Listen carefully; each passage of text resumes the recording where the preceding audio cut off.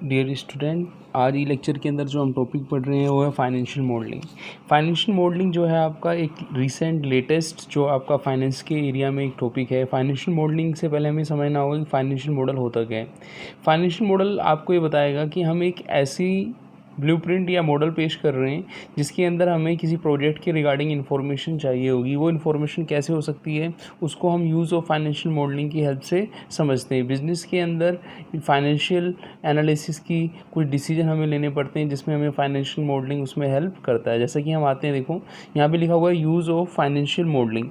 Use of financial modelling का means ये है कि जो हम किसी भी बिज़नेस के अंदर फर्स्ट जो है जो यूज़ करते हैं फाइनेंशियल मॉडलिंग का, वो हम करते हैं प्रोजेक्ट फाइनेंस के अंदर। प्रोजेक्ट फाइनेंस का मतलब ये हुआ कि किसी भी कंपनी को प्रोजेक्ट में पैसा लगाना है तो वो फाइनेंशियल मॉडलिंग के बेस पे डिसाइड कर सकती है कि प्रोजेक्ट में कितना फाइनेंस चाहिए होगा।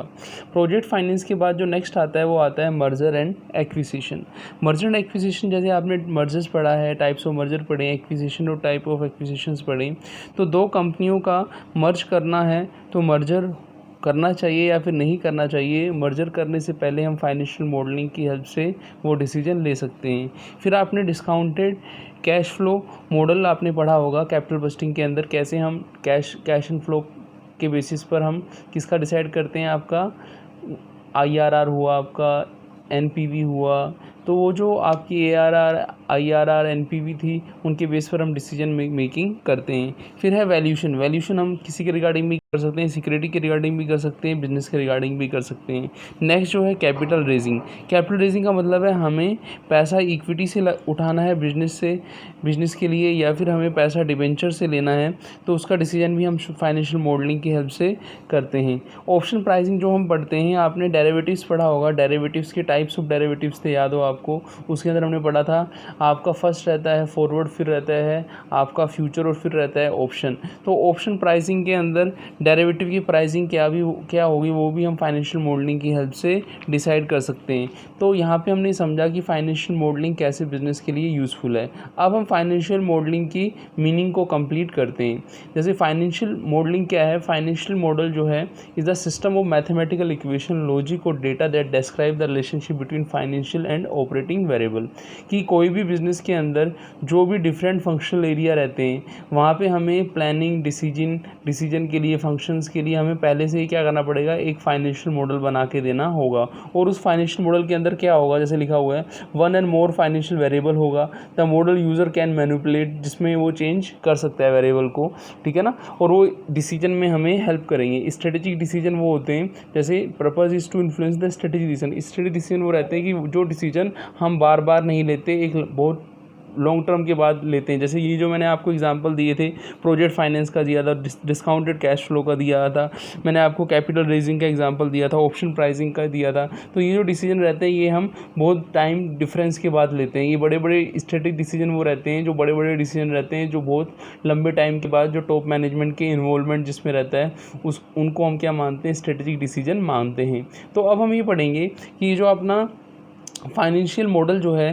फाइनेंशियल मॉडलिंग जो है, हमें किस में हेल्प करेगी, स्ट्रेटेजिक डिसीजन के अंदर हेल्प करेगी। तो अभी हमने पढ़ा कि फाइनेंशियल मॉडल है क्या, फाइनेंशियल मॉडलिंग का हम यूज़ करके कैसे स्ट्रेटेजिक डिसीजन लेते हैं। आगे हम ये पढ़ेंगे कि फाइनेंशियल मॉडलिंग के क्या क्या एग्जाम्पल हो सकते हैं। आइए देखिए, तो जब हम एग्जाम्पल की तरफ बढ़ते हैं फाइनेंशियल मॉडलिंग के एग्जाम्पल की तरफ, तो जैसे यहाँ पे फर्स्ट दिया है valuation of A security doing equity valuation of the Tata Motors. मान लीजिए आपको किसी कंपनी का सिक्योरिटी का वैल्यूशन करना है कि टाटा मोटर्स के शेयर का जो प्राइस एट प्रेजेंट चल रहा है, आपके लॉन्ग टर्म में, आने वाले टाइम में उसका प्राइस कितना होगा, तो हम फाइनेंशियल मॉडलिंग के बेस पर ये कैलकुलेट कर सकते हैं। फिर नेक्स्ट क्या है आपका वायबिलिटी ऑफ ए प्रोजेक्ट।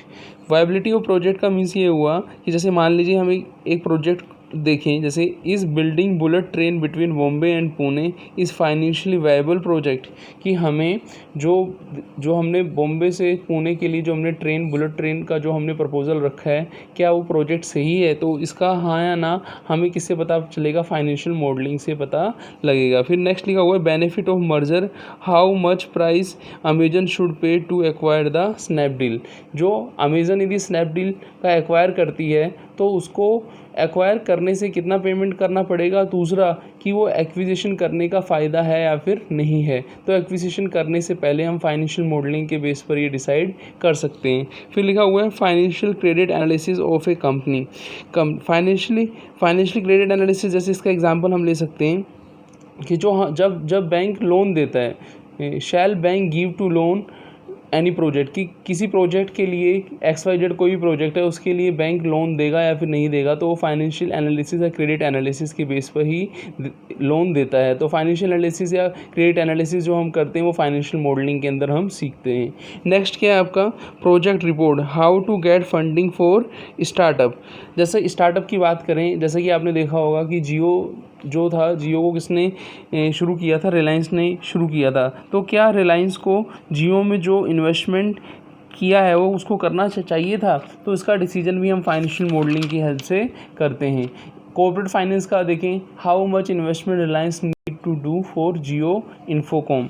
जो आपका कॉर्पोरेट फाइनेंस का मतलब ये हुआ कि किसी कंपनी को एक्वायर करने के लिए हमें कितना पैसा चाहिए।